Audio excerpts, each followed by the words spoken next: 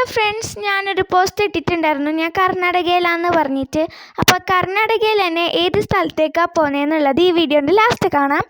അപ്പോൾ ഒരു രാവിലെ 4 മണിക്ക് എണീറ്റ് റെഡിയായി, ഫ്രഷൊക്കെ ആയി, ബ്രേക്ക്ഫാസ്റ്റൊക്കെ കഴിച്ചു.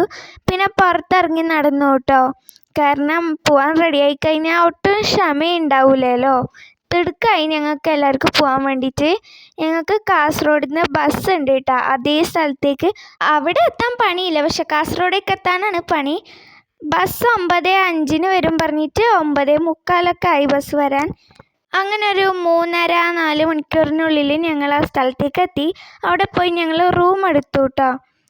എന്നിട്ട് ഞങ്ങൾ ജസ്റ്റ് ഒരു ഫുഡൊക്കെ കഴിച്ചിട്ട് ഒരു വാക്കിന് ഇറങ്ങി. വെറുതെ ഒന്ന് സ്ഥലം ചുറ്റിക്കാണാനാണ്. സ്ഥലം ചുറ്റിക്കാണാൻ മീൻസ് ചന്തയിലൊക്കെ പോകാനായിട്ടാണ് കേട്ടോ. ഞങ്ങൾ ചോറായിരുന്നു ഓർഡർ ആക്കിയിട്ടുണ്ടായിരുന്നു, ഒരുപാട് കറിയൊക്കെ ഉണ്ടായിരുന്നു.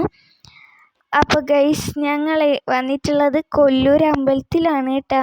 കാരണം നാളെ ഒരു ഫാമിലി മെമ്പറിൻ്റെ മാരേജ് ഉണ്ട്, അതിന് വേണ്ടിയിട്ടാണ് ഞങ്ങൾ വന്നത്.